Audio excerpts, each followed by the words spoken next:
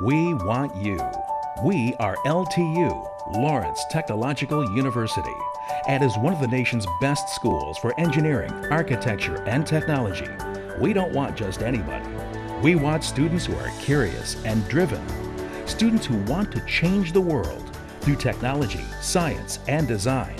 So if you believe that possible is everything, we want you at LTU. Michigan Kingpins is brought to you by the Metro Detroit USBC Association, your bowling resource. Lawrence Technological University, possible is everything. Frankenmuth Brewery and Restaurant, 150 years of tradition. Sandy Hansell Associates, bowling is our business. Brunswick, the bowling leader. TROTSIDE Restaurant, Northville Downs' exciting dining experience. And Turbo Bowling Accessories, driven to bowl.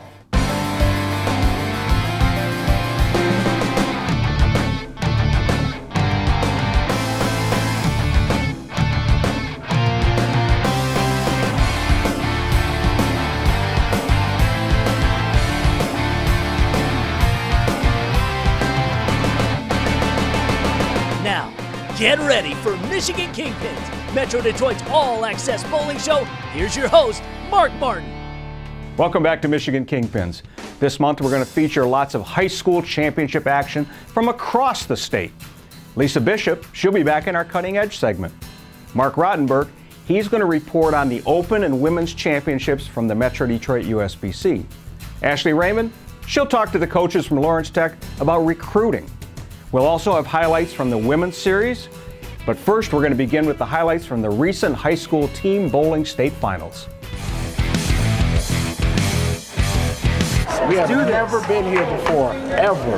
This is our first time. This is a chance to bring home a state champ. Pride to our school. Come on, you know what we gotta do. Make spare. We begin out in Sterling Heights at Sunnybrook Lanes for the Division I Boys Team Bowling Championship. An East versus West matchup as U of D Jesuit took on Grand Haven. The Jesuit Cubs, making their first ever appearance in the state finals, got off to a strong start. The sophomore Cameron Cooney gets the strike. That's a cool and collected cat. Been 8 years since Grand Haven found themselves in the state championship, but have never won a team state title. The sophomore Brennan Backa with the blast, but it would simply be too much U of D. Sophomore Keith Reed, oh yeah, he tossed a sweet 247. U of D Jesuit celebrates as they win their first ever team bowling state championship. Now let's go to the Division I girls finale. Westland John Glenn matched up against the Davison Cardinals. John Glenn in the state finals for the first time in school history. This is the junior Olivia Cabildo dialed in with the strike. Davison looking for their third straight state championship, proving they just simply restocked the shelves with talented keglers. Freshman Kaylee Johnson knocking them all down. Cardinals led by 32 pins after the first Baker game. Davison is so deep and dialed in. Another Cardinal freshman is Taylor Davis. X marks the spot. She bowled a team best 247. Davison wins her third straight Division I Girls Bowling State Championship. Let's go to Ashley Raymond now, who has the highlights from Division II. Thanks, Lauren. Let's now head to Century Lanes, the site for the Division II Bowling Finals. Starting with the boys, Flint Kearsley took on Marysville in the final. Kearsley looking for its first ever bowling state title. Brandon Richard nailing down the strike. The junior also won the individual state title the next day. Marysville also going for its first bowling crown. Brandon Armstead gets a little help to get that 10-pin down for the strike. He later bowled a 231 in his individual game. As Kearsley starts to pull away, it's Ben Roof calm and cool on the strike. He had a score of 242. They would go on to win their first ever MHSAA Bowling State Championship. Now to the ladies, can the Kearsley girls make it a clean sweep as they took on Bay City Western in the championship match? Kearsley going for its second state title in the last 3 years. Hornet senior Becca Iverson starts it off as she nails the strike. It was all Flint Kearsley this afternoon. Junior Kayla Emmendorfer nails it. She bowled a team best 244 in her individual game. Flint Kearsley would go on and win its second Division II Girls Bowling State title. Now let's head to the West for some Division III Bowling State Finals as we bring in David Faze. Airport Lanes in Jackson, the site for the Division III Bowling Final, where the boys from Pinconning and the Keglers from Fremont earned the right to go head-to-head with a state title on the line. get things going in the Bakers games. The Spartans rolling early, and Nick Jeske leading the way. Straight down Broadway here, and a no-doubter to put the strike on the board for Pinconning. But the Packers had just a little too much left in the tank. Here's Seth Pell trying to put the finishing touches on the title, and that would be all she wrote as Pell knocks him down. The Packers celebrate as they put together the total team effort to capture the Division III state title for the second time in 3 years with the hard-fought victory over the challengers from Pinconning. On to the girls now, where first up was Kelsey Lodge of Croswell, Lexington. There isn't a better way to get your team off on the right foot than to nail down an early strike, and Lodge does just that. But in the end, the collective efforts of the Pioneers would simply prove too great. This is Victoria Bender, calling her shot, and in the process, sealing this one up. The ladies of Croswell Lexington rejoice as they knock off the Hematites of Ishpeming to capture the Division III state title for 2014, the first such title in school history. Now it's time for Division IV. I'm Ryan Terpstra, and M66 Lanes in Battle Creek played host to the boys' final between Ithaca and Jonesville. Jonesville bowling in the orange, and senior Reed Baker is hurling. That's a strike. He helped pace the Comets throughout the day. Ithaca responding, the Yellow Jackets were first during qualifying, and Blake Gulick sits them all down for his squad. Jonesville, who has never won an MHSAA state title in any sport, kept up the pressure as Baker throws another strike, and the Comets can feel the win coming. Jonesville defeats Ithaca for the Division IV bowling state title. On the girls' side, it was heavy favorite Vandercook Lake taking on upset-minded Rogers City. Vandercook was playing in their 4th straight state final. That's quite an accomplishment for senior Jessica Bunch and her teammates as they took the early lead. But Rogers City had upset Sandusky to get to this point, and Nicole Banish picks up the spare under pressure as they went toe-to-toe with Vandercook in the Baker games. Vandercook had won the qualifying round, and their team stayed hot. Kelsey Richard with the strike. She bowled a 180 in her individual. Vandercook Lake are your D4 girls bowling champions. Hey bowling fans, I'm Ashley Raymond. You're not going to want to go anywhere. We've got a ton more Kingpins still ahead. Mark Martin will be back at Vision Lanes in Westland to talk with Lisa Bishop. This week, find out what Lisa has to offer on the latest and greatest bowling balls on the lane. She'll also give you a lowdown on what makes the difference on the inside of a bowling ball. And find out how high schoolers around the state are getting recruited to LTU's nationally ranked bowling team. You're watching Michigan Kingpins. Stick around. We want you. We are LTU, Lawrence Technological University, and is one of the nation's best schools for engineering, architecture, and technology. We don't want just anybody. We want students who are curious and driven, students who want to change the world through technology, science, and design. So if you believe that possible is everything, we want you at LTU. Owning and operating a bowling center is a unique business, and no one knows it like Sandy Hansell Associates. We have been buying, selling, and valuing bowling centers for over 30 years. We have sold over 500 centers and valued more than 1,200 centers throughout the United States and Canada. We often assist the purchaser in securing financing, obtaining your liquor license transfers, and avoiding potential pitfalls unique to this business. Trust your next bowling center transaction to Sandy Hansell Associates, bowling's only full-service brokers, appraisers, and financial advisors. You can find us at sandyhansell.com. 300 isn't just a number, it is our destination. Shouting at a ball will make it strike more. Nothing is as satisfying as hurling dangerously heavy spheres at stationary objects and watching X's fill the frames. You know it, we know it. So here's to the ballers, the lane dwellers, the alley cats. A new breed is rising from the lanes. We are DV8. Tonight we bowl.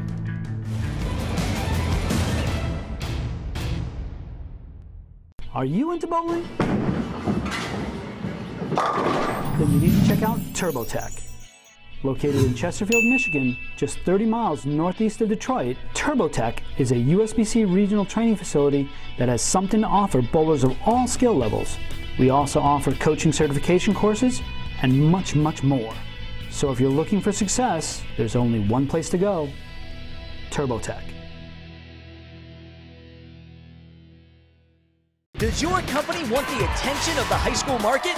State Champ Sports Network will customize and maximize your message through our ever-expanding multimedia machine.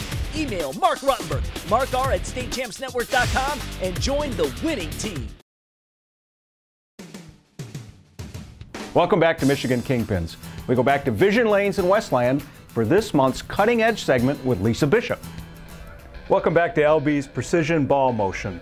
Lisa Bishop, you were with us last month. We learned about shoes, we learned about balls. Now you're going to tell us all about the technology and what makes it roll the way it does, right? Yes, there's different cover stocks. You have urethane, plastic, and reactive. Now, plastic's usually used just for as a spare ball. It's a straight going ball. Your novice bowler uses that. It's going to slide on the lane. If you want a little bit more texture, trying to get the ball to roll a little bit more and possibly hook it, you're going to want to go with urethane or reactive. Reactive is the best choice. It's just a tackier cover stock that's going to grip the lane. They also have cores inside them. That's going to allow them to roll a little bit more, again, equating to more pin carry. Or ball motion, right? Ball motion, yes, exactly. Hence the name of your pro shop. Hence the name of the pro shop, Precision. Right. Okay, and so what do we got here? We have dull balls, which are going to have more texture to them. The textured surface is going to actually grip the lane, and it's going to hook a little earlier. The shinier balls are going to want to slide on the lane a little bit more, and they're going to give you more back end. And it's very important that you know which way you want your ball to react, because that selection process, when we go into a pro shop, we're going to want to know where we want that ball to hook for you. That's very important. All right, and what about, do you have a Manhattan rubber around here somewhere? No, Manhattan rubber's gone, but they have came back out with the Johnny Petraglia LT48. Oh, that's a Brunswick ball. Oldie but goodie, yes. You bet, yes. you bet. Tell me about the inside of the bowling ball. The different shapes? And the different shapes and how they affect things. That's why there's so many bowling balls on the market. There's different shapes in each bowling ball. That combined with the cover stock is going to give us different motion down the lane. Well, thank you very much for being with us again this month, and I'll see you at the next Women's Series. Thank you. Mark, there are only 2 events left in the Metro Detroit USBC Women's Cup Challenge, and there's only 19 points separating the top 3 bowlers in the standings. The Challenge's 5th event at Shelby Lanes had 40 bowlers in the competition, with Sandra Schultz seated first to begin match play, but she was upset in the first round by Michelle Kearns. Kearns would have to face Sasha Hudik in the semifinals, who is currently in 4th place in the Cup standings. They started off pretty even, with Sasha clinging to a 2-pin lead after 3 frames, but it was Kearns that stayed consistent and went on to advance to the finals with a score of 223. The other semifinal match had last event's winner Lisa Bishop against Sarah Littoral from Redford. Bishop took an early 9-pin lead after 3 frames and was bowling consistent. Littoral caught fire and threw a 5-bagger to keep the pressure on Bishop. Both bowlers had trouble in the 10th, but it was Littoral winning by 13 pins with a 247. So the finals matched 2014 Queens champion Michelle Kearns and returning series bowler Sarah Littoral. This was the first series final for either bowler, so this series will crown yet another champion. Michelle started with a split, while Sarah started with a strike and a split of her own. However, Littoral was on a mission, striking in her next 5 frames, while Kearns was getting plenty of pin action but couldn't string them together. It looked like it was going to be over quickly, but Littoral threw a split in the 8th, spared the 9th, and marked in the 10th. 207 proved to be enough to give Sarah Littoral the match and the win. Michelle, you took the long route to get to the finals today. Why don't you tell us what happened? Well, I struggled a little bit in qualifying. I kind of grinded through. I didn't really qualify very good. I was only 28 plus. But after I got into match play down on, actually it was 3 and 4, it's a tight pair for me. It has been for the last game, and then in match play, I just kind of tightened my shot up a little bit, tried to tighten it up, and got through a good break on that one. She had a couple of splits, I believe, to help me out. Then I went down against Sandra Schultz. Sandra Schultz always makes me do my shot. So down on 1 and 2, I felt real comfortable. I shot 270 something, and it felt real good. I felt solid. Then I get to the match play, or the final championship here, and I started out pretty slow. I grinded a little bit, lost a couple shots that I should have carried. Tanisha and Lisa both told me to do a change of tape, and I changed it. The first one I kind of gripped a little bit, and then after that it was good. Sarah, you took a little time off from the women's series. This was your first event back. What made you come back? I just took a little time off of bowling. Started school again, so it was kind of on the back burner. And then once the TOC was here and the pros were here, I just fell in love with the game again and been working really hard at it. So, well, you are the 5th champion in 5 events in the women's series this year. What does this win mean to you? it means a lot to me. I've really never been a great singles bowler. I've always had, that's been my downfall. I've always been in a team, so when I bowled in college, it was great. Now really all I have to look forward to is singles, so it was a nice hump to get over. So with one event to go, the top 5 Women's Cups points leaders are Lisa Bishop, Sandra Schultz, Julio Chepik, Robin Orlikowski, and Michelle Kearns. To be a part of the Lawrence Tech University bowling team, recruiting begins far before high schoolers take their ACTs or look for their college acceptance letter. It starts when students are sophomores or even freshmen and have the skill, grades, and love for the bowling game. The Lawrence Tech University bowling team is continuing to make school history. Earlier this month, the team brought home the first trophy of any athletics team in over 50 years. Now the team is training to bowl in their first national championship. But being recruited to such a powerful team is quite the process. Basically, he brought us in and he told us we were going to have a signing day kind of thing, and he talked to us and said, look, we want to watch you bowl and see what it's like. So he came to a couple of our events and he told us how he liked my shot and what kind of stuff he thought it would be cool to work on, and he said, hey, come to our practice one day and we can talk about having you bowl for Lawrence Tech, and I thought it'd be a lot of fun. If I'm going to recruit you, I'm looking to see what type of students you are, because I'm going to find out what your ACT is, your GPA. Michigan, being the bowling capital of the world, makes bowling a booming sport in high school. Recently, alleys all over the state hosted state finals, and though they might have blended into the crowd, Blue Devils coaches were watching. People might think we're not out there, but we are out there. We're watching high school events, watching how they bowl and stuff like that, and figuring out if they can make it or not off of that. And then we go talk to moms and dads and actually to the actual bowlers themselves. But collegiate bowling is different than high school bowling. They have to bowl like in the Michigan Junior Masters Association, which is gives them the sport condition, which college is that's all they bowl on is sport. At high school, it's all house shots. It's easy.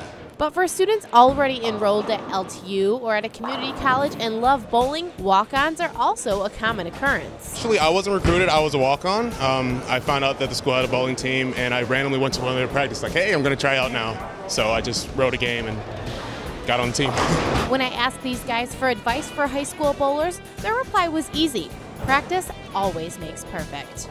I mean, you got to be in the bowling alley 24/7, always be ready to improve your game, because I mean, even when you feel like you're the best in the world, you're never the best. There's always someone better. So you got to be on top of your game, ready to improve yourself at every level, because it only gets harder and harder as technology advances. If you or someone you know is interested in enrolling for the LTU women's or men's bowling team, head on over to LTUathletics.com. When we return, Mark Rottenberg takes us inside the annual party at the USBC Women's and Open Championship. Michigan Kingpins returns right after this. We want you.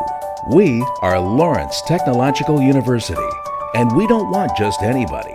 We want students who are curious and driven, students with a passion for hard work and good times, students who will move right in and shoot for the best that Lawrence Tech Southfield campus has to offer. So if you believe that everything is possible and that possible is everything, we want you at LTU. Come to Frankenmuth's Little Bavaria to enjoy the old world atmosphere, shopping on Main Street, and the food at the Frankenmuth Brewery and Restaurant. This historic destination is located at the north end of Main Street at the top of the hill. The brewery is known for its classic American fare with banquet facilities available. It's the only restaurant in Frankenmuth that has outdoor dining overlooking the scenic Cass River. Frankenmuth Brewery produces award-winning craft beers, ales, and root beers which can be found in your favorite restaurants and stores. Continue the family tradition and come to the Frankenmuth Brewery. It's bowling season, and the best bowling experience is at Sunnybrook Lanes in Sterling Heights. Enjoy our 58-lane bowling center that includes our sports lounge, video arcade, and plenty of leagues and tournaments for the whole family. Sunnybrook also has a 27-hole golf course, banquet facilities, and full-service motel. Sunnybrook has something for everybody. Check us out at sunnybrookgolfandbowl.com for weekly specials and learn why Sunnybrook is your ultimate family entertainment destination. If your birthday is near, Thunderbolt Lanes is the place to party. Check out Thunderbolt's Cosmic Bowling with cool light effects and great music. Bowl with your friends, have fun, and when you're done, check out Thunderbolt's new arcade. Games are free at your birthday party. That's right, play as much as you want. And with pizza and soft drinks, we have everything to make your party a smash. Check out Cosmic Bowling and Arcades at Thunderbolt Lanes for your next birthday party. Call 313-928-4688 for more info. Even when you're out and about, you're never far from home. The new Xfinity Home Control lets you shut off your lights, adjust your thermostat, and even make sure the repairman got in, all while you're on the go. Simplify your life with the total home control solution. And you can save up to 10% on your annual energy costs. Add Xfinity Home Control for as low as $9.95 a month with no term contract to sign. And we'll get you started today with an easy-to-use equipment pack starting at just $99.95. Call 1-800-XFINITY today. Does your company want the attention of the high school market? State Champ Sports Network will customize and maximize your message through our ever-expanding multimedia machine. Email Mark Rottenberg, markr@statechampsnetwork.com, and join the winning team. Welcome back. Let's talk about the Michigan Majors. It's been around for about 50 years. Scratch competition, the best in the state come out and compete on a monthly basis. Next month, one of their majors, the Match Game Championship at Mayflower Lanes in Redford, and we'll feature it right here on Michigan Kingpins. Metro Detroit USBC hosts championship tournaments for their members every year. Women's and Open Championship, and Mark Rottenberg has all the details. The United States Bowling Congress is the national governing body of bowling as recognized by the United States Olympic Committee. They set the rules of bowling and look to their local affiliates to organize events across the country. The Metro Detroit USBC is the largest affiliate in the country with over 50,000 members. Every association is required to run a championship tournament for its members. The Metro Detroit USBC annually runs a women's championship and open championship over a 4-week period. This event is something these bowlers look forward to all year long. This year's event is at Taylor Lanes, with next year's event being at Sterling Lanes. They will crown champions in 3 events: team, double, and singles. But these avid bowlers come out for the event, the activities, and camaraderie. This event is part of the bowling lifestyle. They enjoy the 50-50 raffle, brackets, jackpots, mystery game, and the great sport of bowling. Libby, you organized 14 teams to come to this women's championship. What makes this event so special? I've been bowling, this is now my 34th women's championship. I've been bowling since we were a women's organization, and ever since the merger I said I would always support women's bowling. So I've always felt that the only way you get people to come and bowl is to ask them. And so if you set up the squad and try to put teams together, I put a team together Thursday. And I think if you ask them, they'll come. Sometimes they just need to be asked. What makes this event so special and so much different from the other events?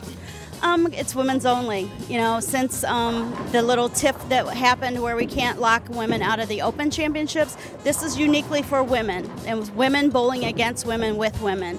And I still think there's a place for women's championships. How many teams are you going to bring next year? I'm hoping for more than 20. I had more than 20 last year. This year, there was a group that this date didn't work for them, so they're still going to bowl March 1st weekend, so they're not out of the tournament. They just didn't come with me, but I am taking 38 teams to the state tournament. Denise, this tournament is part of the bowling lifestyle in Metro Detroit. What do you like most about this tournament? We come out every year. We really enjoy ourselves. It's something that goes beyond just regular league bowling, and we just enjoy it. It's a lot of fun. We do city, we do state, we do other tournaments, but when we come to the city, I try to bring in extra women who have never done tournaments before, and just to get them into something that some of them have never even thought about doing. The champions of this event are recognized at the annual banquet at DeCarlo's in June, but it really doesn't matter who wins. Everyone has a great time with their fellow Metro Detroit bowlers. The high school bowling season ended on a high note with the individual bowling state finals. Lauren Plan has all the action and highlights on how the boys and girls did in Division I. Sunnybrook Lanes in Sterling Heights, the site for the Division I boys bowling singles finals. We start our coverage in the quarterfinal round because how often do you get to see a 300 game at a state tournament? For the second time in his life, Granville's Josh Kukla is perfect. That helped propel Josh to the finals, and his role continued. Kukla with the picture-perfect form to earn himself yet another strike. Standing in his way, Alex Stillwell of Hudsonville, giving us an OK Red Conference rivalry match. Stillwell did not disappoint, delivering with textbook technique as he tried to keep pace. More from Stillwell, the senior trying to finish his high school career on top, and one more time, Stillwell showing up big on the biggest stage. But the junior Kukla was simply in the zone all day long. Strike after strike for this talented kegler as he was not going to be denied. Kukla with the state title and a 300 game along the way, first bowling title for Granville in school history. To the girls, and this was a one-team affair as both competitors represented Westland John Glenn High School. First up, Emily Dietz and the sophomore with the bullet right down Broadway for the 10-pin takedown. Teammate Julie Huron following suit. A little extra oomph behind that one. Perfect strike. It was clear early that we were in for a good one. Back to Dietz. She bowled a 277 the day before, and once again, the talented 10th grader following the form that got her here. Chalk up another X. In the end, the competitive fire of Dietz would be rewarded. Looking for the clincher, Dietz had the favor of the pins on this day. The two teammates sharing in the moment, but only one can be the champ. It was a difficult road to get here, but Dietz captures the first ever state bowling trophy for the Rockets of Westland John Glenn High. I was down by 62 pins after first game, and I did it, and I was so proud of myself. And then I had to do the same thing again and again, and I just fought through this even though I didn't think it was possible, and I did, and now I'm state champ. Well, that's about it for this month. The final episode of the season will air on Saturday, April 19th at 9 a.m. on CW50. Rebroadcasts of this show and all shows will air all week long on Comcast Channel 900. Next month, Michigan Majors Match Game Championship Mayflower Lanes, talked about it earlier in the show, will feature it. Also the Michigan State Masters and Senior Masters. The Women's Series, it's their final event of the year, we'll cover it. Lawrence Tech, they're in the playoffs. Let's see how they did. Next time on Michigan Kingpins, your all-access show in the bowling capital of the world.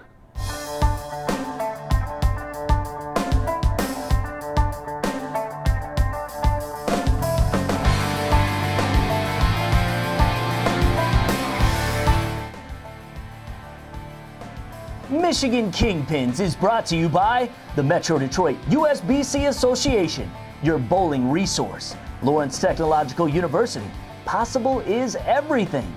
Frankenmuth Brewery and Restaurant, 150 years of tradition. Sandy Hansell Associates, bowling is our business. Brunswick, the bowling leader. TROTSIDE Restaurant, Northville Downs' exciting dining experience. And Turbo Bowling Accessories, driven to bowl.